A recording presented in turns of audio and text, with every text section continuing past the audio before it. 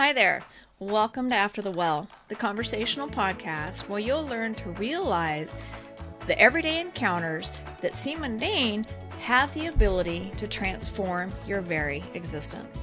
My name is Melissa Lappin, and I am so glad that you've chosen to join me and my friends as we chat about how we hear God in our everyday lives, because we're everyday people.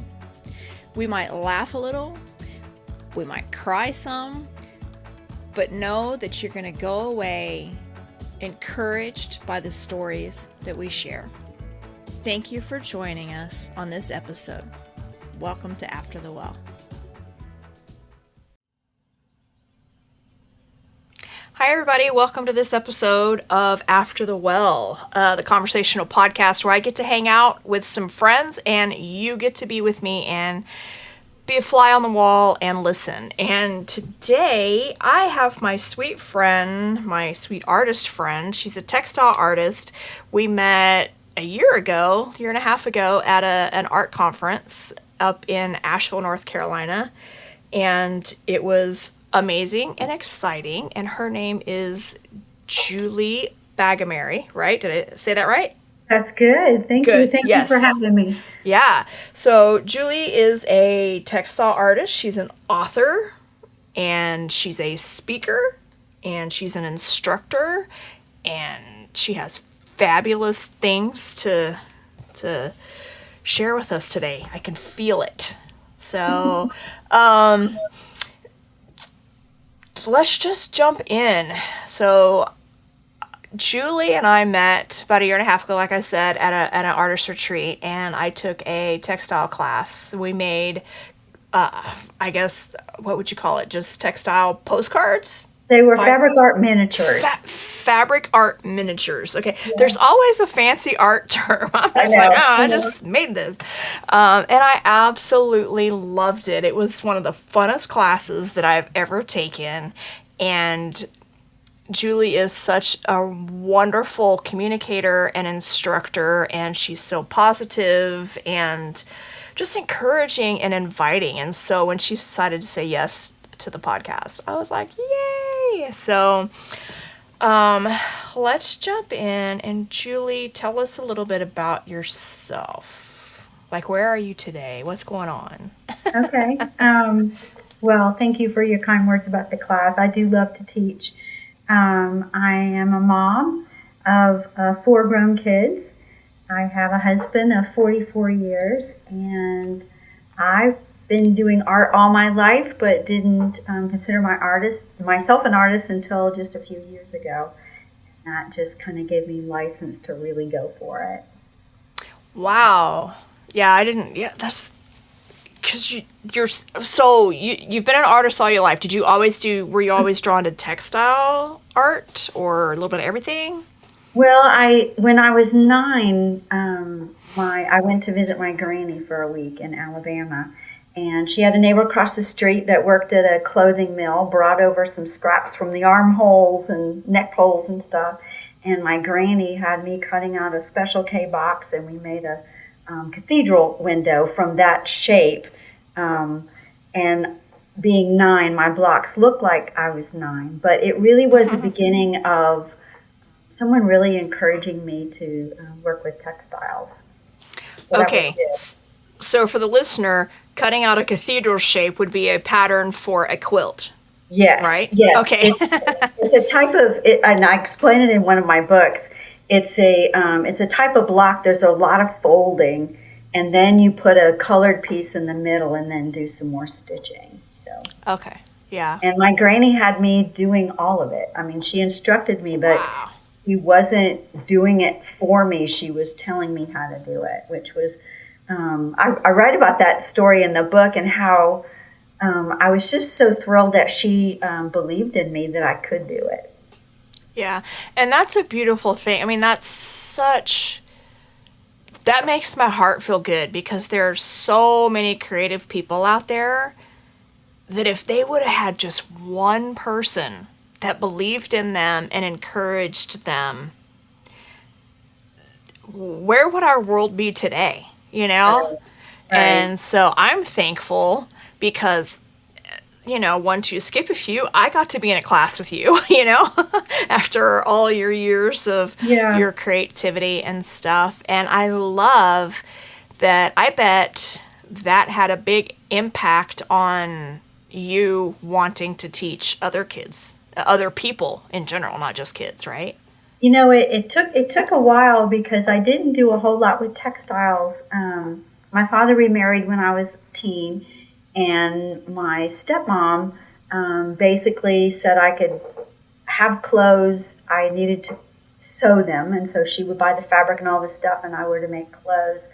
I went on from that to teaching baton twirling classes, and then I was the captain of my high school dance line, and I would teach choreography things to them. So I've been teaching in a lot of different ways. It really wasn't until I had children that I began teaching art to them because I wanted them to be able to explore and see what they were good at. Right. And it also was good to have some fun projects for the summer. We did a lot of different fun things in the summer. Right. So in all of that, in that beginnings part of your story, did you have conversations with God around your art and creative? Did you ask him things about creativity? What was that? Was spirituality any part of it? If that makes sense? Does that make sense? It does. I was saved when I was 7, but I really was not discipled.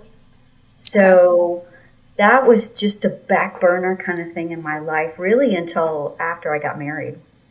Okay. So, asking the Lord about different things like that probably wasn't part of the process for me until, after I got married. So now, I mean, that's totally part of my process. But it has not always been that way. Yeah. Let's talk about your books. Let's talk about the foster parenting, because I admire people who have that calling, ability, heart, desire to do that. I think it's very noble and very needed, and so I honor you in that, and I would love to hear your journey. Like, what did God say? What was your well moment, in your life? Where did you meet Jesus? And he said, "Hey, I know you. I know your heart. Can you take care of these kids?" Okay, well, I was a reluctant foster parent. We had 4 children, and our last son had gone off to college. And I told the story in my book, but it's kind of that, okay, we're done parenting that season, and we felt the Lord calling us into foster care. And I probably spent 9 months running from that. And I didn't want to talk about it. I didn't want to hear about it. And I had a moment at a conference center, so clear. I tell the story in the book about just really hearing the Lord say, "Are you going to obey me in this or not?" And I broke. And we began that process. It was not an easy process because we had no idea what we were doing. And we didn't know who to talk to, who to ask. Most of that story's in there. And we began the process. We were foster parents for 12 years. Wow. And we eventually became therapeutic foster parents, taking teens and children that were hard to place. So our experience was not the happily ever after for most of these children that we had. Loved them and invited them into our home. Most of them did not want to be in our home. They wanted to be in their birth home, and that was not an option. So that kind of caused a lot of friction in that. So we did that for about 12 years, and as clearly as I heard the Lord call us into it, I was in a church service one day and not even thinking about it, and the Lord said, "You are released from foster care." So that was the end of the season, and it was a very hard season. Just because when you have people in your home that don't want to be there, there's a lot of friction. And so I felt like the Lord called me to write a book. I did not want to write a book about it. I really wanted that season to be lock the door, move on to the next season. Let's not do that anymore. But it just kept coming up. And I felt like the Lord wanted me to tell the story of our story because it wasn't the happily ever after story. And to tell some of the things I wish somebody had told me that was in the process of that. And so I cried through writing that book for the time it took. I hired a writing coach because I had no idea what I was doing. And thankfully, it got out. And I've received a lot of feedback from people who have been encouraged by it because their story is not, a great story either. I spend a lot of time in the book encouraging people to come alongside foster parents in ways that some people did that for us that was really helpful, and things that were hard. So this book is not just for those thinking of fostering then? No. Okay. This book is for, I wanted to really hit three people. I wanted to hit people that are in it and need encouragement. I wanted to hit people that are surrounding them and want to know how they can encourage. And I also wanted to hit people who were thinking about it, and here's some things that would be really good to look at. Yeah. And I think that's a beautiful thing, and just thank you for doing that, because unfortunately in our society, especially our church society and our church culture, if it's not shiny and sparkly and perfect, we don't talk about it. Right. Right. And like my husband and I have been married for 33 years. We just hit 33 and a half. And back, I don't know, 99, 2000, when the whole, what do you call it? True Love Waits, that whole youth group movement thing, and abstinence and all of that, which is great. I believe in abstinence. But because I was pregnant when we got married, no one wanted to hear our story. Okay. Because we worked in the youth, we'd worked in the youth group for 10, 11 years as youth deacons and stuff like that. And our kids were older, they were in the senior high, and this conference was happening, and the people, the other couples that they chose had, we're both pastors' kids, and we met in church on the front row, and we're just like, okay, that's like 1 in a million, like, let's be real. This is what's happened. I got knocked up. Did we get married because I got knocked up? No, we were already in the process. We just did it out of order, right? Right. Kind of thing. But because it wasn't packaged really pretty, it wasn't a valid testimony, and so I commend you for being brave and saying, hey guys, this is what you're thinking about, and this is the ugly truth. And these are the tears I cried, and these are why, and here's how you don't have to do that, and you just kind of laid it all out there. And so thank you for doing that. Well, it was not something I really wanted to do. I'll say that. And I have to I had a great writing coach, and she helped me write my story in a way that I didn't know there's really a formula to writing a book. You write the good, you tell the bad, and then you tell the good. I didn't know that, and so it also helped me. There's a lot of funny stories in the book, too, of things that happened. And just there's a lot of kind of teaching as well as things that I found worked. I talk in the book about doing art with some of the kids and how that helped them. It was.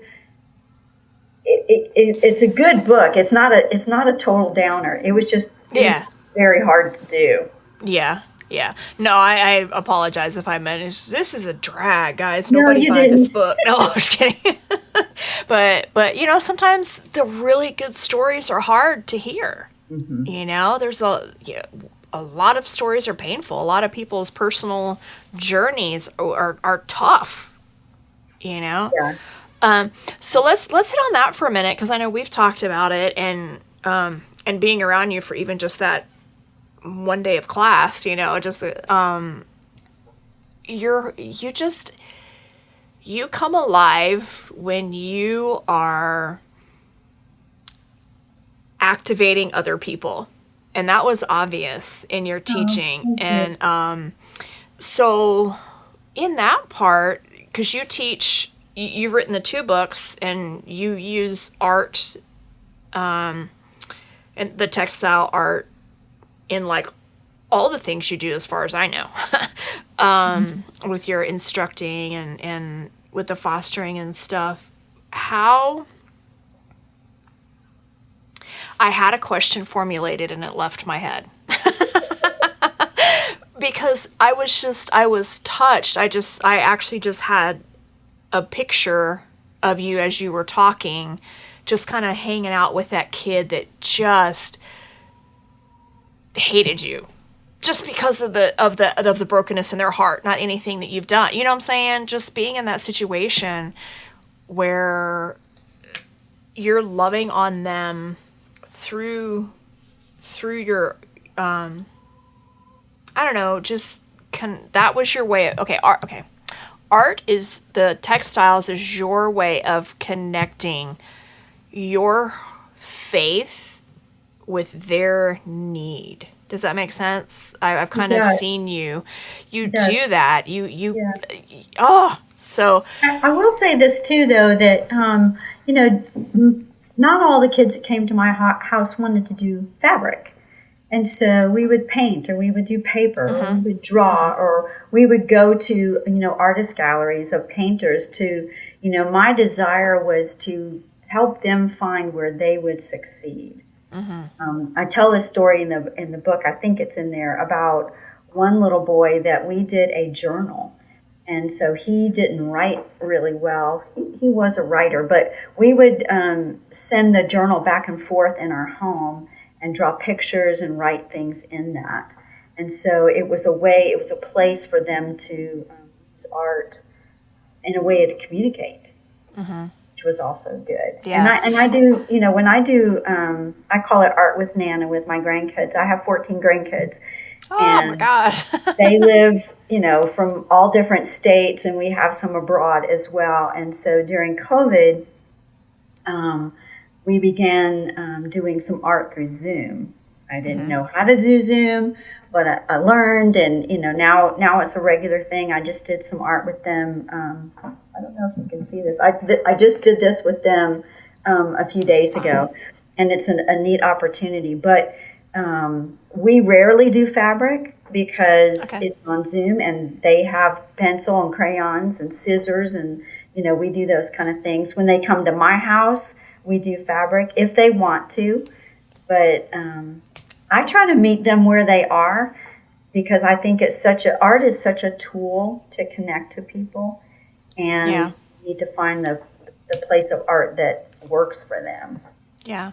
Well, and a picture's worth 1,000 words, and there's a lot of things that can be fixed, said, articulated, dealt with just through creativity.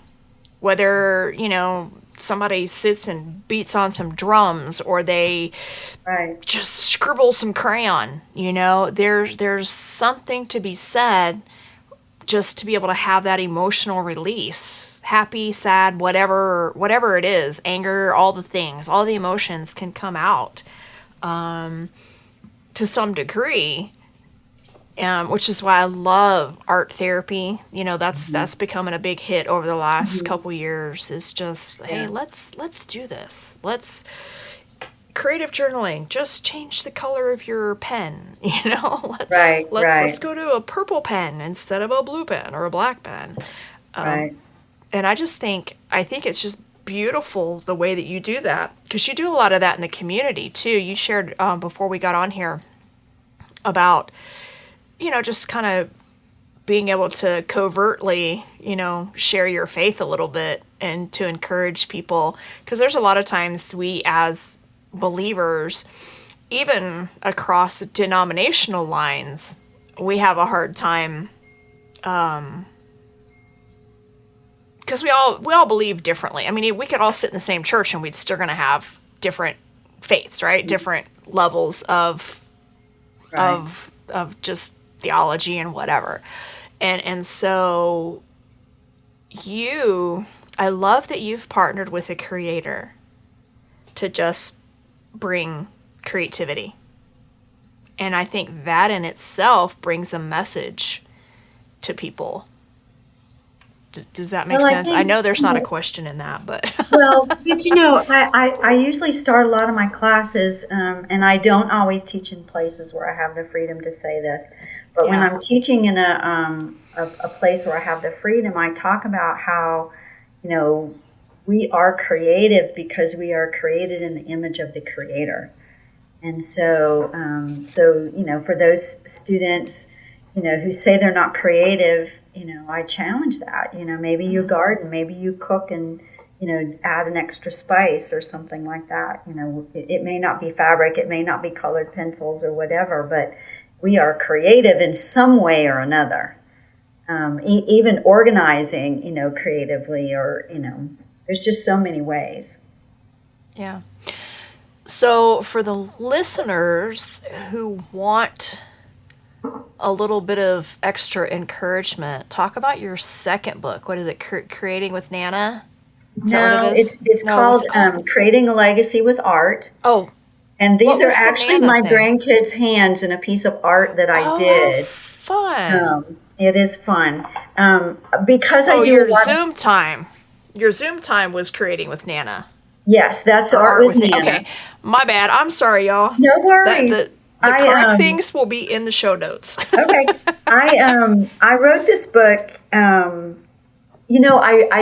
started the book. I wanted to, people kept saying you need to write down what you do with your grandkids. So I started that way. But somewhere along the line, I felt like the Lord was like, okay, let's back up. Let's look at where you were given the creativity encouragement from your family. And that's where I tell the story about my granny. But I also talk about my birth mom and how she was very creative and how my dad was creative. And, I tell those stories. But the book is organized from seasons, really. Things I do for Valentine's Day, things I do for Easter, things I do every day. One of the things I do, and I just did this last weekend, it started off with Easter eggs, and now they're verse sacks. And I give my grandkids a verse, and when they can say it, whether it's a day visit or 2 or 3 day visits, they get a little small Hershey's candy bar for saying that. And they've talked me into 2 verses for 2 candy bars. And just recently, they came to my house, and I was like, okay, look around the house and see where you see verses, and you can choose those. But if you choose my husband, Pop's favorite verse, or my favorite verse, which is also in the house, then you can get a $1 bill. Well, they totally bought in. So, they were here for a day and a half, and they went away with 2 candy bars and a $1 bill. And I know some people have issues with that you should not reward with food. I feel like getting verses and scriptures into their heart is worth whatever I need to do. And so, when we eat a lot of fruit and vegetables and stuff, but they can count on that little Hershey's candy bar. It's just going to happen. I don't have a problem with that. I know depending on how it's done, because it can create eating disorders, and people, right. Because I've counseled people who have eating disorders because their mom said XYZ, or, right. They weren't allowed to do this or that until they ate or whatever. But I think that's fun because ultimately it's getting in their spirit anyway. Right. Because faith comes by hearing, Right. and so Right. Well, the good two for things that you. when my grandkids come, the two things they ask, right? Well, three things really. One, are we going to go for a walk? Which I love to walk up the hill. We live in the mountains. Two, are we going to do verses? Yes, we are. And three, are we going to do some art? Yes, we are. And so, Aww. there's a lot of things that go around that. I will say that, the art with Nana, because I have grandkids that live in another country, sometimes I'm doing art at 7 in the morning because it's 1 o'clock for them. And so, I have to be organized, and I just love how the Lord gives me ideas of things and how to do them. And the last one I did with some grandkids that are in another country, it kind of turned into a Bible study, which was not really intended, but yeah, it's really fun. It's such a great avenue to open a door. Okay, so now I'm curious. I'm glad you go on walks and take pictures because I love all your mushroom pictures and all Well, the thank fun you. things that you Thank post. I you. really do. I'm like, oh, where'd Julie go today? What'd she see today? So I love that. But what does that look like? Tell me. I'm just like intrigued about how your little art time turned into a Bible study, and if you're gonna make a book about that. I hope not. But you'll um, be obedient if he asks you yeah, to. I will. I will. I usually have an idea, and I'm gonna cover up their names because I always put. Yeah, Oh, it's I fine. don't have I their We names can't on see it here. anyway. Um, all right. For instance, I had this idea to do houses, and I wanted to do houses in a row. And so we started talking about houses. This particular set of grandkids lives in a big apartment building, and so there's a lot of houses in a row. And so we started talking about my husband's favorite verse, which is, "As for me and my house, we will serve the Lord." And they were like, "Oh, in church on Sunday, they were talking about, build your house upon a rock." And it just took that avenue. And so we Oh, talked a that's lot cool. about what does that mean? What does that look like? And so, meanwhile, we're talking, they're coloring, they're drawing. And I truly believe that when you add some art to like a teaching like that, which was much more than I had really planned, the art solidifies those things in the brain. And so, it has that impact.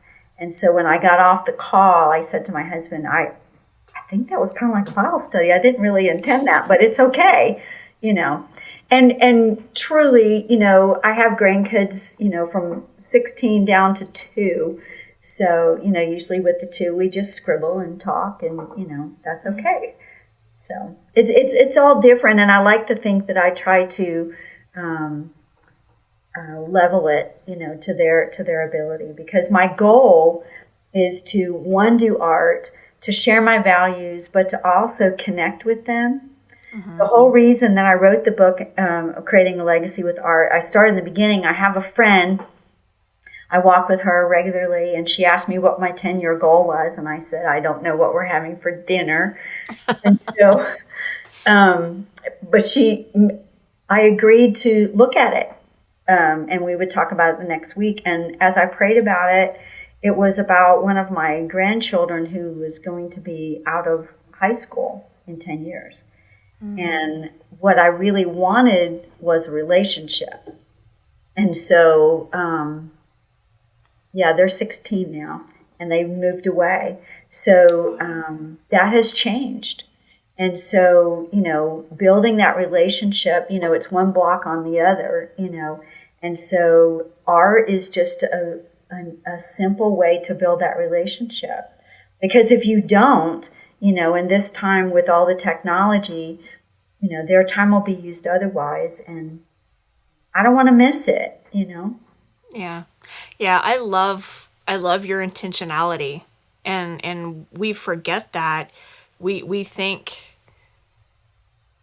I don't know, we've just been disillusioned in our country to think that things will always be there. I think COVID kind of shook everybody up Yeah. because we were, everybody talked about getting back to normal, and it's like, yeah, let's not, let's create a better way of life, and not letting time get away. You wake up one day and you're 75 years old and you're like, what did I do with my life? Right, Or your right, kids are out right, of high school, or, whatever the situation is. I'm 400 pounds now. How did I get here? right. There's always something, and it happens because we're not intentional. And I love that, like, I don't know, there's just something about your heart that I connect with. I love it. Just, the stories with you wanting to connect with the foster kids, but then beyond that, you're like, oh, it's not just about them. It's about the people who might want to foster. It's about the people who already are fostering. It's about the supporters. It's about, it's everything is connected to you. I think, there, because nothing is isolated. And I think we as a society think we're all islands, or one situation in our life doesn't affect the other, when it really does. Right. We can't compartmentalize our lives, and I think that's such a lie that we all try to live by. But I think it's beautiful the way, and I think it's cool too that you don't. I don't think you do. You're not like forcing the art. You are nurturing and cultivating creativity. I hope so. And, during COVID, I did art with Nana with all 4 sets of my grandkids. And, we would do it on Sunday afternoon. And it was exhausting, and it was good, and it was fun. But sometimes some of the grandkids would be taking a nap, because we did it every week. Mm-hmm. And sometimes they would not want to do it, and it would be okay. It's not always everybody every time. Yeah. I like to think that I'm just open to what I want to connect with them where they are. Mm-hmm. So how does that translate into your, I don't know, just your everyday life, your adult relationships and things? How do you navigate? Yeah, how do you navigate life? What are your I don't know. I just see you as just a very nurturing person. And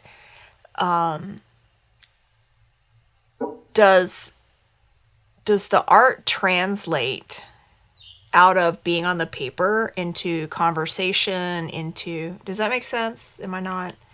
Well, I want to say one of the things I did, because I've taught at conferences, was I began praying about teaching somewhere closer. And Mm-hmm. so last year, this time, I approached the local elementary school and just said I'd like to offer an after-school hand stitching class. It is not a Christian school, so I have to be careful with my words. But I've had opportunity to connect with kids in that way. Some Mm-hmm. of them took some summer machine sewing classes with me, and I've just recently been approved to teach again, and the class is full. And I'm super Yay. excited. I have a waiting list, and it's just an opportunity to connect with the kids and to love on them in a way that's safe. One of the boys in the class last year, first class, said, "Miss Bagamary, how are you going to grade us?" And I was like, "We're not getting graded." And you could just see the sigh of relief of just to be able to create without. Yeah. Performing. Yeah. Yeah, yeah. Yeah. Yeah. And that's one of the things I offer, whether it's teaching adults or kids. Okay. I want them to know that, yes, I give the parameters. I usually bring all the supplies, but I want you to use the creativity that's inside of you. And so, that's why, the class is called Fabric Art Miniatures, because I don't care what subject you use. I want you creating whatever that looks like. And so for me, I do post, creative things every day. So I try to encourage other people. There's so much negative things on social media. and I like to post bumblebees on flowers or leaves or, Mushrooms. Yeah. Yeah, I'm fascinated by mushrooms. I'm not sure why. I don't eat them. I don't use them to dye anything. I'm just fascinated by them. I think they're fascinating. Yeah. But yeah, that's funny. That's very cool. I wasn't distracted really. I was looking for I was going to show for those who are viewing, my thing that I made in class, but I think it's way over there because I'm sitting in my art studio right now, or my non-metal smithing part of my studio. But so as we wind down, we have a few more minutes left, but what, and it doesn't have to necessarily be creative or art related, but what encouragement, what would you leave with the listeners? What would you like the listeners, what would you tell their heart if they were sitting in front of you right now? Wow. Words of wisdom. I would say find a place where you can be intentional. Whether it's cooking with somebody. One of the things I wrote about in the Foster Parenting Matters was how I lost myself in that process. And, I was super discouraged. I had isolated myself. And, I have a whole chapter in there about self-care is not selfish. And I talk about doing art. I talk about how I began to collect a group of friends that and I still do this. I meet with them either on the phone where I walk and talk, or we meet in person twice a week. And I needed that connection. And so that has been that's been super important for me to do, to exercise, but to also connect with other people, because it's so easy to get isolated. And whether, it's getting together with friends to do art or teaching classes together with other people, I just think it's important for us to connect. And that's really my heart with doing art, with other people, is connecting and helping them be creative and to really explore the creativity. Like I said before, that I believe that the Creator has put in their heart, because I think that's so fulfilling. I can get lost in my studio and kind of come up for air and think, wow, I should have cooked a meal already. And, it's just so invigorating. And that used to bother me. I used to feel like that was a bad thing. But I've just learned to be more organized, and so that I can have that time to create. It's so good for us. I don't know if that answered your question. It does, because when I am coaching people and counseling people and stuff, that's, or even just in general conversations, somebody comes up and they're just in a funk or whatever, and I'm like, how's your alone time? How's your self-care? What have you done for you? And beyond, going to the nail salon. I mean, like, how have you, that's therapeutic too, going and getting your nails done or a pedicure. Totally valid. But let's go a little bit deeper than that. What do you do on a regular basis to cultivate you? How do you protect your heart, even from your family? Everybody's got to have their alone time. Right. So do you do and this is kind of just a personal question, do you do do you have an art journal, or is all of your creativity kind of self-care? Because you do a lot, like sitting and sewing. Yeah. I do. I have and I learned this in a mentoring program I'm in, but I have it's a watercolor journal, and okay. I keep notes. There's some of my art with Nana things with my grandkids. Okay. I will go back sometimes and color in or do things, and so this is it's artistic that way. I like to do a lot of coaching as well.